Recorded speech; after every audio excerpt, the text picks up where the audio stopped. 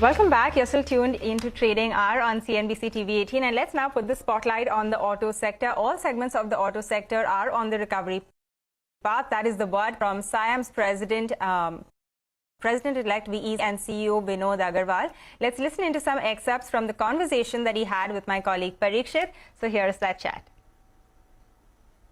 I think if you look at various sectors, we have already recovered quite a lot in some of the sectors. Like if you take passenger cars, we are already at 90% of the industry which were there in 2018-19.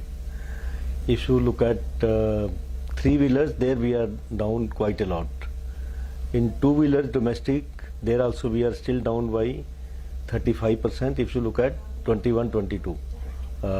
However, this year, first 4-5 months, we have seen good growth coming in both passenger cars as well as two-wheelers. My own take is that this year passenger cars may touch a new peak by 22-23. As far as commercial vehicles are concerned, we are still at around, last year we were at 70% of the earlier peak. And this year, first 5 months, we have seen good growth. Some of the segments of commercial vehicles are going to touch new peak. So therefore, I would say we are on the recovery path in all the segments. There are some headwinds in the lower price passenger cars or the entry-level motorcycles, because that is where the pain is slightly more. But let's hope. I think we are on the right track. Okay. One pain point for the industry that you would like to take up in your tenure with the government, which you feel is hurting or slowing down the growth of the industry? I would say not the pain point, I would say the opportunities. There are going to be huge opportunities for the industry. If we look at the vision of government, the entire vision for the Amrit Kal for next 25 years, or 5 trillion economy within next 3 or 4 years, I think there are going to be opportunities for the industry. And we have to work very, very closely with the Government of India, and we have to contribute in realizing that vision of Government of India.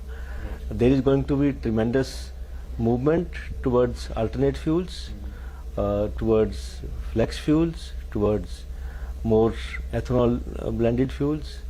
There will be more electric technology coming in. There will be more and more movement towards gaseous fuels like CNG and LNG. And so therefore, I think we are going to work very closely with the government. And when we move to the new technologies, or when we move to the new areas, there will be difficulties, but I am sure we will manage those. Okay, my final question, sir. Do you want a long-term roadmap, some long-term regulatory clarity from the government as well?